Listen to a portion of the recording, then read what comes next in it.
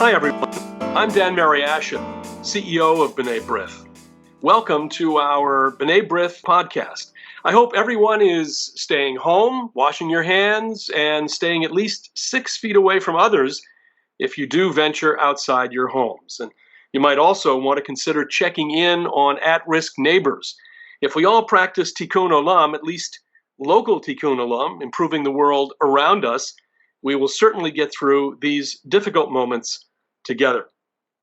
Now, we want to make sure that physical distancing doesn't translate into social distancing. So joining me today is Eric Fusfield, who is Deputy Director of B'nai B'rith's International Center for Human Rights and Public Policy.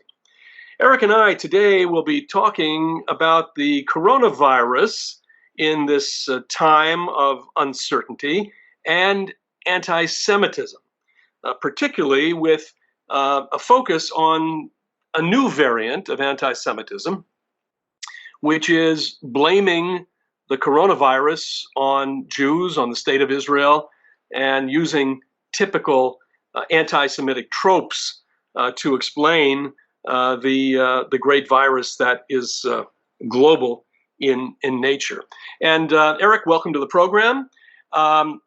If we talk about blood libels, we probably have to start somewhere in the Middle Ages when Jews were blamed in many communities. More than 500 Jewish communities were destroyed as a result of vengeance that was taken out on Jews as a result of the Black Plague, the Black Death, which resulted, of course, in a tremendous number of casualties throughout Europe. And Jews were blamed for poisoning the wells and for engaging in other activity that brought this misfortune upon the people of Europe. And as I said, over 500 communities were actually destroyed, 500 Jewish communities as a result of that. There have been blood libels throughout history.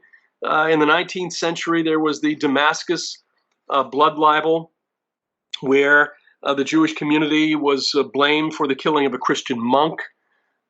In 1913, there was the famous Mendel-Beilis case in Russia, where Beilis, who was manager of a factory, had been charged with the killing of a Russian child. This is in Russia. We're now approaching Passover, and of course, the blood libels often cropped up during the time of Passover, just before Passover, with charges that Jews would capture Christian children and take their blood for the making of matzah. So all of that is out there as kind of a historical basis for where we are now. We have, again, a virus which has gone all over the world. It's global with a tremendous amount of human devastation. And living through this time now, we're beginning to see a repetition of these historic charges that I've just recounted today, here in 2021. In particular, we've seen Iranian officials who have charged the Israelis or the Zionists with being behind the virus. How do you account for this renewal in this age-old charge against Jews? Dan, I think as I listen to you recount the history of the blood libel, I think that this is an illustration of how resilient and how adaptable anti-Semitism is. Anti-Semitism is a virus of its own. It's a social illness. And it's an aggressive one, and it's a portable one. So you're talking about the blood libel in Christendom in the Middle Ages, and it has shifted almost seamlessly into the Islamic world today, parts of the Islamic world, and other areas of the modern world. And in the case of Iran, the groundwork has already been laid. Because Iran for a while has been mainstreaming the blood libel as as an accepted idea in that country. There is a well-known website in Iran called Aleph, and several years ago they published an article titled "Who Are Human History's Most Bloodthirsty People?" Now, you can imagine what the answer to that rhetorical question was, but this was an article that accused Jews of ritual murder. And I mean, the kind of phony documentation that went along with this piece, footnotes and photographs and so forth. And I'm sure a lot of people absorb this information, kind of nodding their heads and stroking their chins. But now, several years later, when coronavirus is not just a worldwide pandemic, it's hit Iran particularly hard. There have been more than 200 Iranians who have died as a result of the virus. We don't know the exact numbers, but we know it's in the hundreds. And so Iran, it's a regime that's not truthful and is eager to shift blame, and the Jews are always the most convenient scapegoat. So Iranian television has been promoting the idea that Zionists are behind the coronavirus, and not just behind the virus, but that that Jews, Israelis, American Jews, in concert with the U.S. government, have developed a particularly deadly strain of the virus to use against Iran. So this is the message that they're peddling to their own population. But this is not really to be unexpected in a way, because under this regime, and going from 1979 on, this regime continues to talk about, its leaders have talked about Israel and Zionists as vermin. They've talked about Israel as a cancer that needs to be excised. It's a short leap from what they have been saying to the current situation, where Zionism and Zionists become an easy scapegoat. Yet this goes beyond Iran. I mean, there was a tweet, I think it was yesterday, it was subsequently deleted by the actress Rosanna Arquette, in which she talks about Israel having known about this virus before, that it developed a vaccine, and that it will seek in some way to profit from developing this vaccine. Now, clearly, due to pressure, she took it back, but she didn't apologize. So on the one hand, you have the traditional places where this anti-Semitism has grown over the past several decades, and you have it coming from places like from actors or actresses in this country talking about some kind of a variant, in this case, the profit motive. So how do you go from here to there? How do you explain all of that? Well, again, it's a very portable phenomenon, and look, in terms of the global scope here, and in terms of I don't want to say the need for scapegoating, but the tendency to scapegoat. We're talking about a global pandemic that has a lot of people frightened, and fear is a motivator. I think when in times of peril, people with rational minds, people of good intention, will look for answers, and they do it by seeking information and pursuing logical explanations.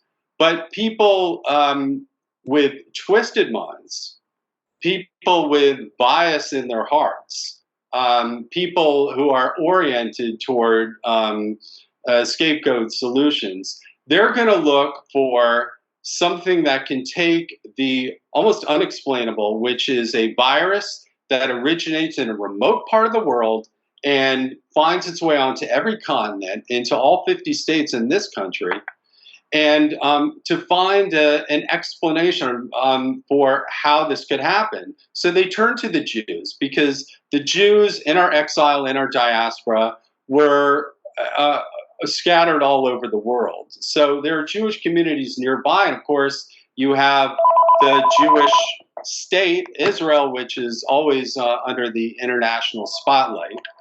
And so it's a very visible and convenient scapegoat. So what you see as a result is, okay, you mentioned a Hollywood celebrity who's turned to the blood libel. There is a newspaper in Canada. It's an Arabic language newspaper that has published an article accusing Jews of the blood libel, saying that they are Israelis are burying prisoners alive and stealing their organs. This is something B'nai B'rith Canada has complained about. By the way, this business of stealing organs, we see a parallel between this Canadian newspaper and a television program, you'll recall, that aired in Iran a few years back called Zahra's Blue Eyes, which peddled exactly this notion that Israeli doctors would steal the blue eyes of this young Palestinian girl and use them to place in Israeli bodies. You have a professor at Cal State, Stanislav, who tweeted a variation of the blood libel theory in response to Israel's policy of separating out visitors for health checks before releasing them into the wider population for obvious safety and security reasons. And this professor at the Cal State University said, Israel will, I am sure, have different medical procedures for Jews and non-Jews. Non-Jews will be put in mass prisons. This is the opposite of the truth, of course, because anyone who has visited Israeli hospitals know that Israeli doctors do not distinguish based on among patients based on nationality. No, based on the severity of the case. But the interesting thing is, over the last couple of weeks, is that we have seen reports of cooperation between Israeli and Palestinian health authorities in the territories working together to stem the spread of the virus. And let's hope that that kind of cooperation, of course, continues.